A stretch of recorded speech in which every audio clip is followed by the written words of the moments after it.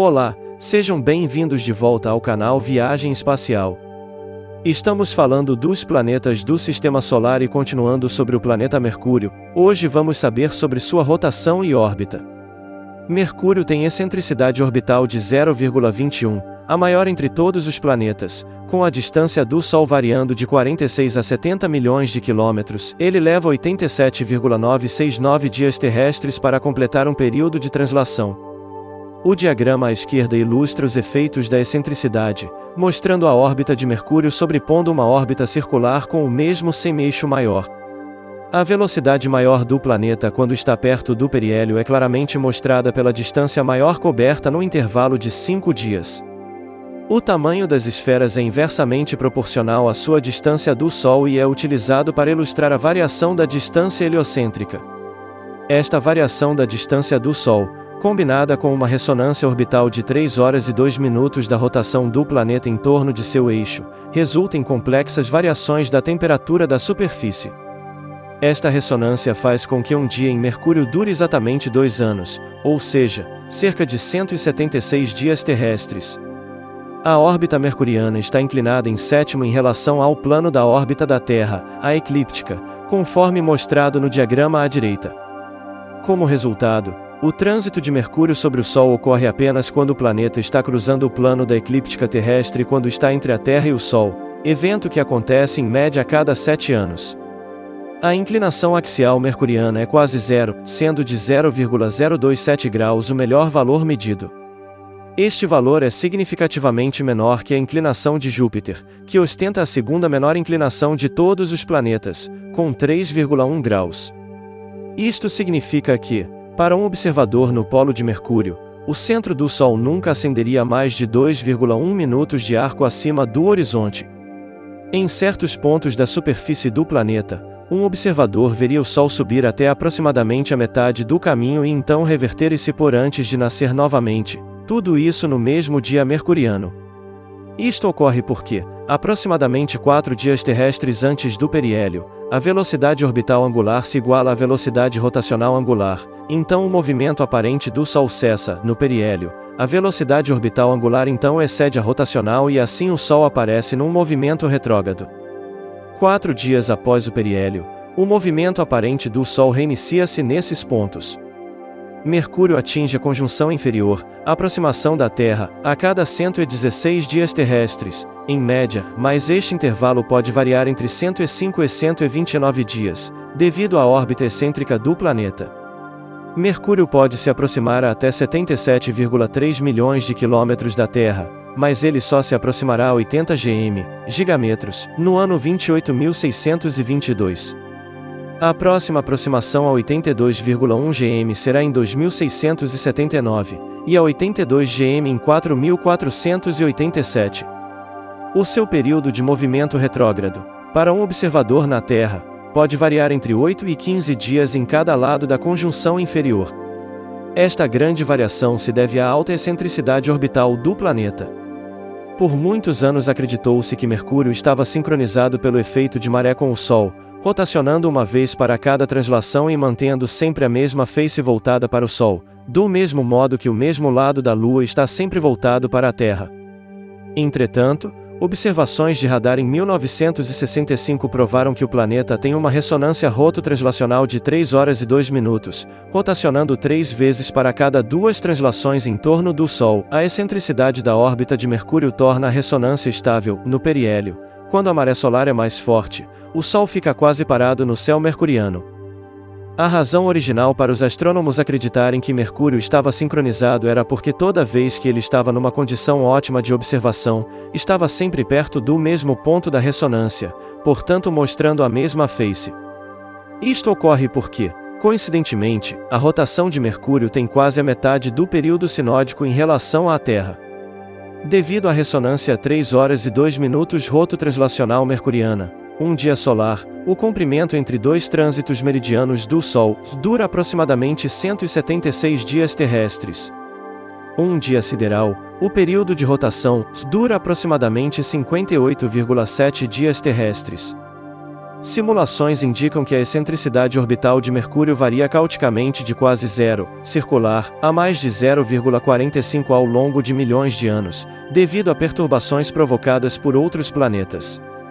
Acredita-se que isto explique a ressonância 3 horas e 2 minutos rototranslacional, em vez da mais usual 1 hora e 1 minuto, uma vez que este estado é mais provável de surgir num período de alta excentricidade. Simulações numéricas mostram que uma interação orbital ressonante com Júpiter pode levar a excentricidade orbital de Mercúrio a aumentar a ponto de o planeta ter uma probabilidade de 1% de se chocar com Vênus nos próximos 5 bilhões de anos. Em 1859, o matemático e astrônomo francês Urbain Le Verrier relatou que a lenta precessão da órbita de Mercúrio em torno do Sol não poderia ser completamente explicada pela mecânica newtoniana e por perturbações dos planetas conhecidos. Ele sugeriu, entre as possíveis explicações, que outro planeta, ou talvez uma série de corpúsculos menores, poderia existir em uma órbita solar até menor que a de Mercúrio, para dar uma explicação para esta perturbação. O sucesso na busca por Netuno baseada nas perturbações da órbita de Urano levou os astrônomos a dar fé a esta possível explicação, e o hipotético planeta foi até nomeado de Vulcano. Entretanto, tal planeta nunca foi encontrado. A precessão de Mercúrio é de 5.600 segundos de arco, 1,5556 graus, por século em relação à Terra e à mecânica newtoniana, levando em conta todos os efeitos de outros planetas, prevê uma precessão de 5.557 segundos de arco, 1,5436 graus, por século. No início do século XX, a teoria da relatividade geral de Albert Einstein apresentou a explicação para o fenômeno observado da precessão. O efeito é bem pequeno, e o avanço relativístico do periélio mercuriano é de apenas 42,98 segundos de arco por século, portanto é necessário um pouco mais de 12 milhões de translações para uma volta adicional completa. O efeito ocorre de modo similar em outros planetas, embora seja muito menor, sendo de 8,62 segundos de arco por século para Vênus, 3,84 para a Terra, 1,35 para Marte e 10,05 para Ícaros 1566. A distorção do espaço-tempo do Sol também altera a forma como os outros planetas puxam Mercúrio. O efeito combinado estimado da deformação causada pelos planetas é tão pequeno que levaria 2 bilhões de anos para adicionar um grau à rotação da órbita de Mercúrio. A longitude de Mercúrio aumenta na direção oeste e uma pequena cratera chamada Hankel é o ponto de referência para a medida da longitude. O centro de Hankel está a 20 graus de longitude oeste. A magnitude aparente mercuriana varia entre menos 2,6, mais brilhante que Sirius, a estrela mais brilhante, e 5,7, aproximadamente o limite teórico de visibilidade a olho nu, ocorrendo os extremos quando Mercúrio está bem perto do Sol no céu. A observação do planeta é complicada devido à sua proximidade do Sol, já que ele se perde no brilho solar por grande parte do tempo. Mercúrio pode ser observado apenas num curto período durante o crepúsculo matinal ou vespertino. O telescópio espacial Hubble não pode observar o planeta, devido a procedimentos de segurança que impedem que seja apontado para tão perto do Sol. Assim como outros planetas e estrelas mais brilhantes, Mercúrio pode ser visto durante eclipses totais do Sol. Como a Lua e Vênus, Mercúrio possui fases quando observado da Terra, sendo a nova a conjunção inferior e a cheia a conjunção superior. O planeta fica invisível em ambas as ocasiões por causa da proximidade relativa do Sol.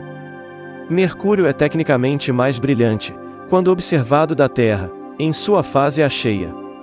Embora o planeta esteja nesta fase em sua maior distância da Terra, a maior área iluminada visível e o efeito da oposição mais do que compensam a distância. O oposto acontece com Vênus, que aparece mais brilhante na fase crescente, porque está muito mais perto da Terra do que quando está convexa. Entretanto, a aparição mais brilhante de Mercúrio, fase a cheia, é uma ocasião impossível para a observação prática, por causa da extrema proximidade do Sol. Mercúrio é mais bem observado no primeiro e último quartos, embora sejam fases de menor brilho. Essas fases ocorrem na maior elongação leste e oeste, respectivamente. Nessas duas oportunidades, a separação de Mercúrio do Sol varia entre 17,9 graus no periélio e 27,8 graus no afélio. A maior elongação oeste é a ocasião em que Mercúrio nasce mais cedo antes do Sol, enquanto a maior elongação leste é quando ele se põe mais tarde depois do Sol. Mercúrio é mais facilmente visível nas latitudes tropicais e subtropicais do que em latitudes maiores, o que é o resultado de dois efeitos: I, o Sol ascende e descende em ângulos maiores no horizonte, portanto o período de crepúsculo é menor, e 2, em certas épocas do ano, a eclíptica faz interseção com o horizonte em um ângulo muito grande, significando que Mercúrio pode estar relativamente alto, até 28º em um céu totalmente escuro.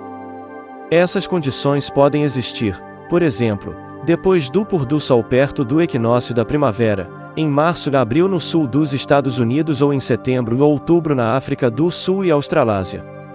De forma inversa, a visão antes da alvorada é mais fácil perto do equinócio do outono. Em latitudes temperadas, a observação é frequentemente mais fácil do hemisfério sul terrestre do que do norte, porque no hemisfério sul as elongações máximas a oeste do Sol ocorrem no início do outono e as elongações máximas a leste no final do inverno. Em ambos os casos, o ângulo de Mercúrio com a eclíptica é maximizado, permitindo que ele nasça várias horas antes do Sol na primeira situação e várias horas após o pôr do Sol em países localizados na zona sul temperada, tais como Argentina e Nova Zelândia. Por outro lado, nos principais centros populacionais das altas latitudes ao norte, Mercúrio nunca está acima do horizonte em condições de luminosidade adequadas. Observações de Mercúrio por telescópio baseadas na Terra revelam apenas um disco parcial iluminado, com detalhe limitado.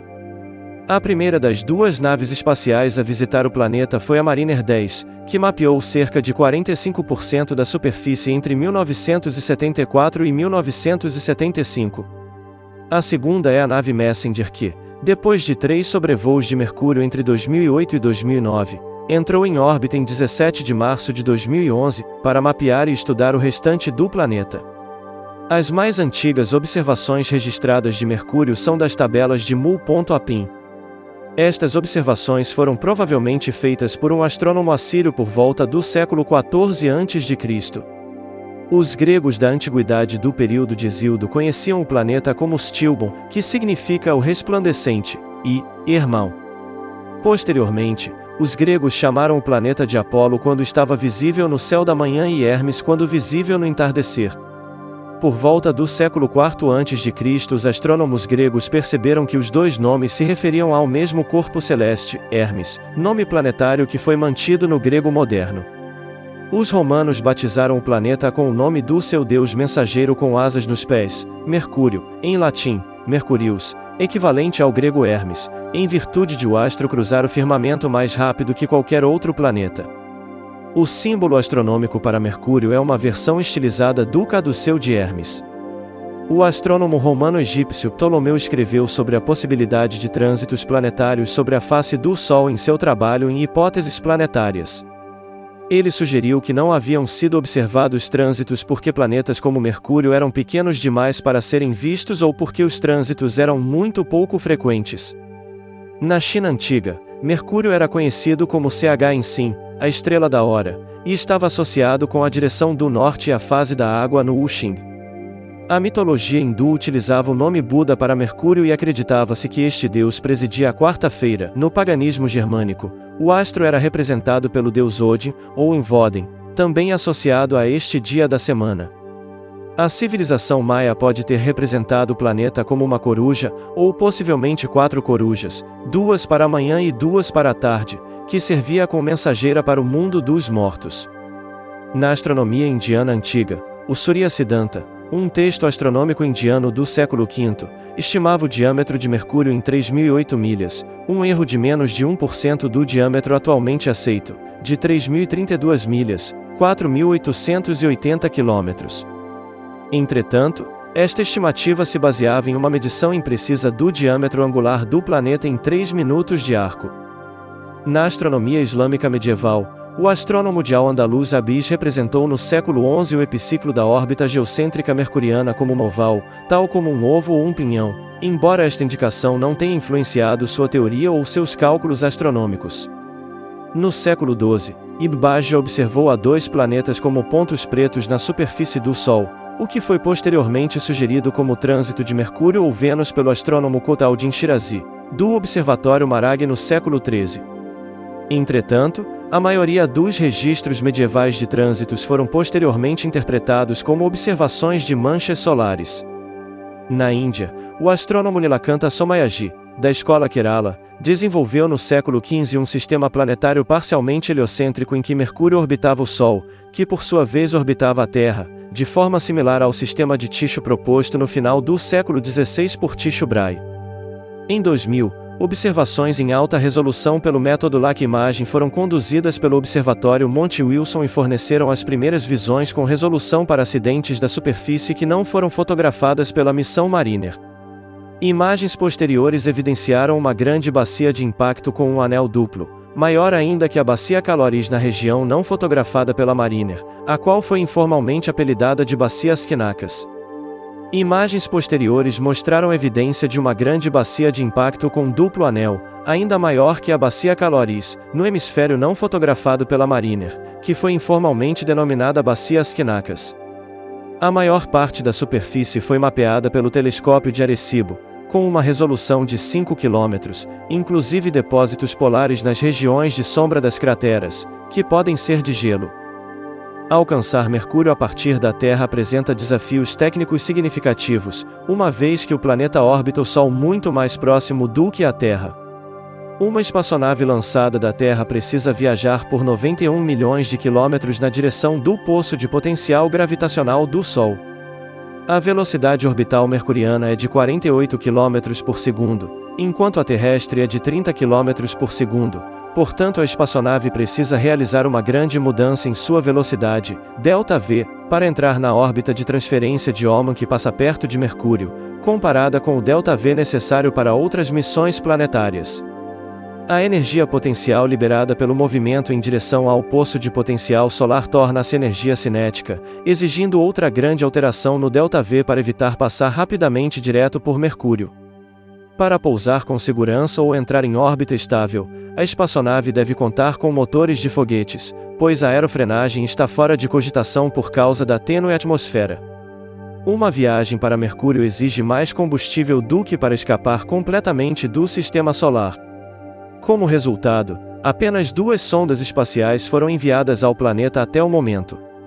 Uma alternativa de aproximação proposta seria a utilização de velas solares para atingir uma órbita sincronizada à mercuriana ao redor do Sol. As expedições ao planeta Mercúrio, a primeira espaçonave a visitar Mercúrio foi a sonda Mariner 10 da NASA, em 1974-75, que utilizou a força da gravidade de Vênus para ajustar sua velocidade orbital para se aproximar de Mercúrio, tornando-se a primeira nave espacial a utilizar o efeito da gravidade assistida e a primeira da NASA a realizar uma missão de visita a múltiplos planetas. Queremos agradecer a todos por terem assistido o vídeo até o final, e também por estarem se inscrevendo e compartilhando o canal. Por favor, dê aquele like e ative o sininho das notificações para receber novos vídeos. Assim o YouTube reconhece o nosso trabalho e divulga para mais pessoas. E no próximo vídeo continuaremos a falar do planeta Mercúrio, aguardo vocês. Até lá!